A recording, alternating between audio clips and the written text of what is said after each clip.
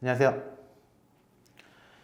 저도 이제 부동산 유튜브로 활동을 하면서 이제 유튜브 영상을 최대한 많이 올리려고 여러 가지 정보들을 많이 찾아봐요. 뉴스도 보고, 그 다음에 정책도 보고, 그 다음에 다른 유튜버들은 어떤 이야기를 하는지 이런 것들도 많이 보거든요.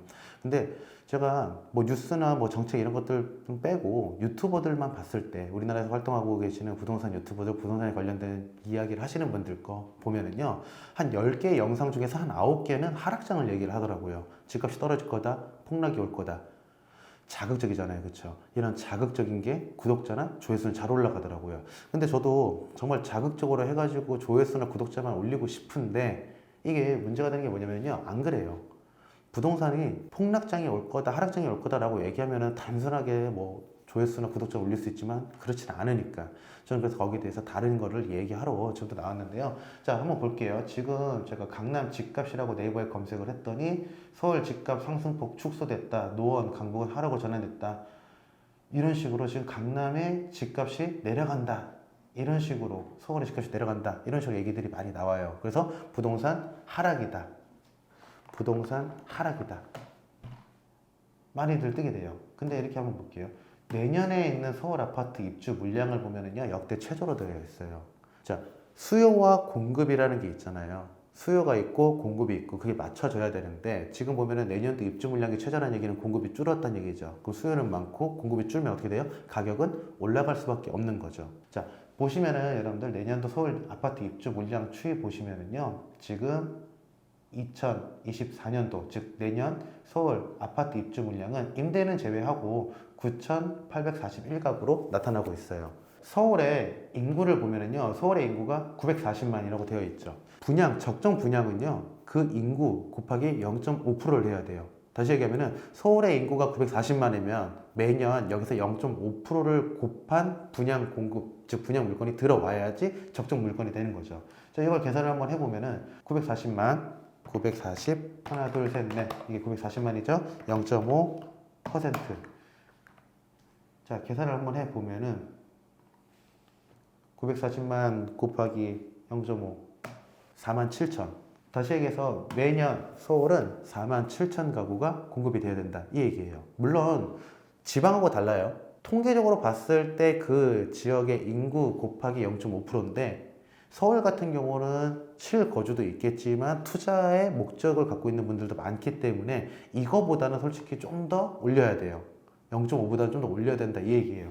그래서 뭐 저는 그냥 간단하게 900만만 잡고 계산하면 45,000으로 잡을게요. 자, 45,000. 서울 같은 경우는 더 많아야 된다 그랬죠. 0.5%가 아니라 한 0.7%까지 올라가도 돼 라고 가정하면 63,000까지 올라간다, 이 얘기예요. 근데 문제가 되는 건 뭐예요? 4만이든 5만이든 떠나서 내년 서울은 몇 가구? 9천 가구? 만 가구 한대요. 갭이 얼마나 생기는 거예요? 지금 한 3, 4만 가구 정도가 부족하다, 이 얘기예요. 3, 4만 가구가 내년도에 공급 물량이 없다. 그러면 공급이 적어지면 어떻게 되겠어요?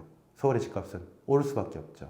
근데 하락하시려고 하는 분들, 하락을 얘기하시는 분들 하는 얘기 어디예요? 강남, 노원, 강북 하락하지 않냐, 상승폭 둔화되지 않냐, 폭락장 올 거다 라고 얘기하죠. 자, 호갱노노 가서 제가 내년도 1년 후에 분양 입주 물량 봤어요. 빨간색으로 표시되는 것들이 지금 많은 거죠. 어때요? 강남 빨갛죠, 강동 빨갛죠. 그리고 얘네들 위에 어때요? 중랑, 강서 다 0.5%를 넘어가고 있죠. 적정 인구수, 즉 그 지역의 인구수의 0.5% 곱한 게 적정 분양이라고 했는데 다 넘어가고 있잖아요. 그럼 당연히 상승폭은 둔화되거나 내려갈 수밖에 없는 거죠. 1년 전 끌어오고 2년 후 끌어오고 봤을 때 이런 데들은 어때요? 안 오를 거다, 이 얘기예요. 0.5%보다 넘어가 있잖아요, 그렇죠? 그럼 그 지역은 어때요? 수요 공급으로 봤을 때 공급이 더 많다는 얘기잖아. 그럼 당연히 가격은 떨어지는 거죠. 근데 서울 전체를 봤을 때는 어때요? 공급이 적죠. 그 얘기 뭐예요? 서울은 올라간다, 얘기죠. 하락 이야기를 하시는 분들이 많이 하는 게 어떤 특정 지역을 잡고 이 지역 떨어졌어, 이제 앞으로 떨어질 거야 라고 얘기하는데 저는 그거를 조금 지역을 크게 넓힌 거예요. 강남 떨어졌으니까 다 떨어질 거야가 아니라 강남 떨어졌으니까 다 떨어질 거야. 아니 근데 서울은 오를걸? 서울 전체를 봤을 때. 왜냐면 저는 전국으로 봤을 때 집값이 서울이 올라, 그러면 그 다음 어디가 오를 것 같아요? 서울이 오르면은 여기에서 못 사니까 경기도가 올라요. 그 다음 또 빠져나가서 지방이 오르고.